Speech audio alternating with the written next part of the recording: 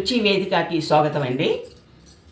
ఈరోజు నేను ఈ జొన్నలు ఉన్నాయి కదా, ఈ జొన్నలతో పప్పు పెడుతున్నాను. ఇది 80 సంవత్సరాలు దాదాపు, అటు రెండు ఇటు 76 77 సంవత్సరాలు అన్నమాట.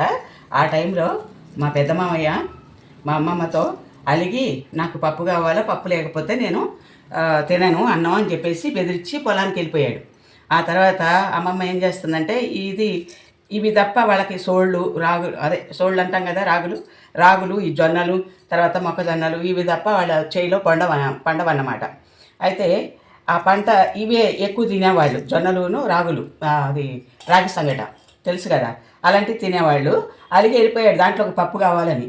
సరే మా అమ్మమ్మ ఇది తెడ్డుతో ఉడికిన తర్వాత ఇట్లా కలుపుతారు కదా, ఆ కలిపేటప్పుడు ఆమెకి వచ్చిందంట, ఇది ఆ పిచ్చోడికి ఏం తెలుసులే, ఇది పప్పు చేసేద్దామని చెప్పేసి ఇంత ముద్ద తీసి ఈ పచ్చిమిరపకాయ ఉల్లిపాయ కరివేపాకు వేసేసి చింతపండు నీళ్ళు పోసేసి పొయ్యి మీద పెట్టేసి అదే 2 పొంగులు రానిచ్చేసి తాలింపు పెట్టి పంపించేసింది. పప్పు అని పంపించేస్తే బ్రహ్మాండంగా తిన్నాడు వాడు. మా తాత పొలంలోకి వెళ్ళాడట, వెళ్ళి ఏరే బుజ్జిగా అన్నం తిన్నావా అంటే తిన్నాను అన్నాడంట. చాలా బాగుంది నాయన, పప్పు చాలా బాగుంది నాన్న, అమ్మ చేసింది అని చెప్పాడంట. చేస్తే అది ఏమనుకుంటున్నావురా అని అంటే ఏంటి అని అడిగాడంట. అడిగితే దీంతోనే నువ్వు తినే అన్నమే ఇదే పప్పుచారు చేసిందిరా అని. ఇంకా అప్పటి నుంచి వాడు చాలా బాగుంది అని చెప్పేసి అని ఇంటికి వెళ్ళిన తర్వాత నీ అవ్వ ఇట్లా చేస్తావా నువ్వు నాకు పప్పు చేయమంటే అని చెప్పేసి అన్నాడంట. అనగానే నవ్వేసి అమ్మ బాగుంది ఎప్పుడన్నా చేస్తూ ఉండు అని చెప్పాడంట. అది విషయం. దీని కథ అంత ఉంది. నాకు నిన్న మా మామయ్యతో మాట్లాడే అవసరం వచ్చింది. మాట్లాడుతూ శనివారం కదా ఏం చేశారు వంట అని అంటే పప్పు చేసింది, ఇట్లా బీరకాయ కూర వండింది అమ్మలా అని చెప్పాడు. చెప్పగానే నాకు గుర్తొచ్చింది, మామయ్య నీ పప్పు కథ చెప్పాలా అని చెప్పేసి అనుకుని చెప్పుకుంటా వచ్చామన్నమాట మేము. అది గుర్తొచ్చి చేస్తున్నాను నేను. చూడండి ఇవి జొన్నలు ఇప్పుడు ఉడకబెడతాను అనమాట. పప్పు అయిపోతుంది మనకి. వాటర్ పోస్తున్నా నీళ్ళల్లో, వాటర్ పోస్తాను. ఇదిగో ఉల్లిపాయ, పచ్చిమిరపకాయ, టమాటా. చింతపండు వేసింది కదా, చింతపండు నేను వాడను కదా, నిమ్మకాయ కానీ ఈ టమాటాలు కానీ వాడుతున్నాను ప్రస్తుతానికి. చింతపండు చేసే టైంలో చేస్తాను, సరేనా. ఇదిగో పచ్చిమిరపకాయ, ఉల్లిపాయ, టమాటా.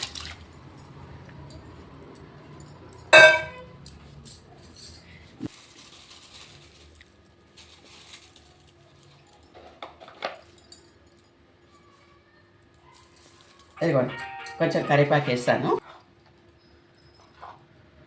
ఇదిగోండి కొంచెం పసుపు వేసుకున్నాను, తర్వాత ఉప్పు వేస్తున్నాను. చాలా బాగుంటుందండి, ఒకసారి చేసుకోండి చూడండి, మీకు పప్పులాగా అనిపించేస్తుంది అంతే.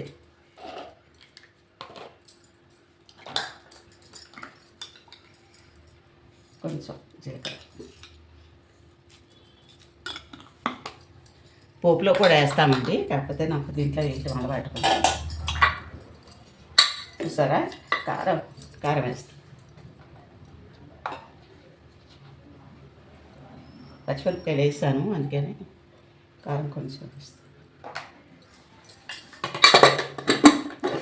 నూనె వేస్తాం కదా ఒక పక్క పొంగకోకుండా.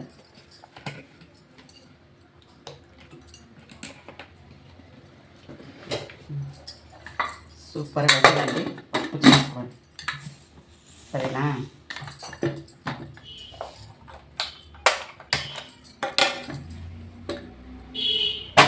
ఇది అయిన తర్వాత పప్పు ఉడికిన తర్వాత చూపిస్తాను మీకు. చూసావా ఉడకలేదు.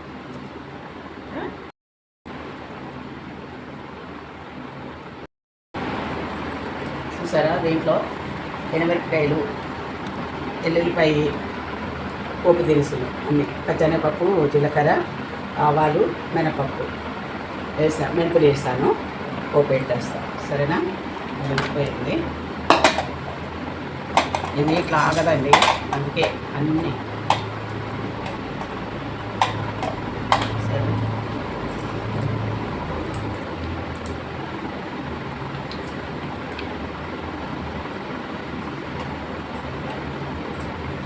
ఏముంది వేసేస్తే తాలింపు అయిపోతుంది. సరే, దీని స్టోరీ ఇలా ఉందండి, మీకు నచ్చిందా? ఇప్పుడు మా మామయ్య గారికి ఆయన ఏజ్ ఎంతో తెలుసా, 96 ఏళ్ళు. అది.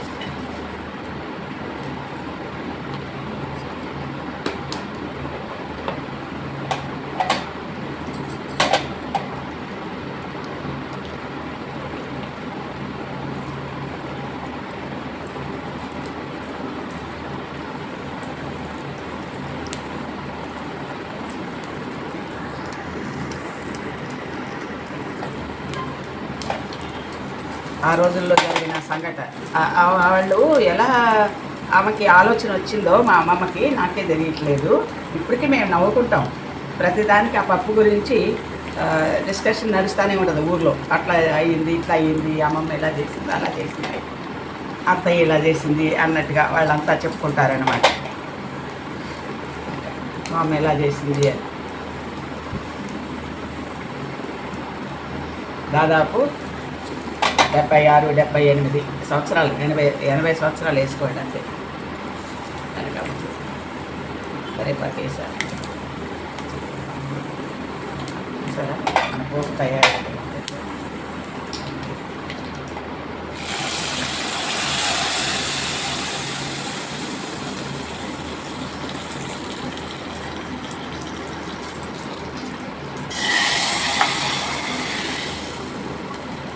సరే, మన పోపు ఎలా ఉంది? సూపర్గా ఉంది కదా.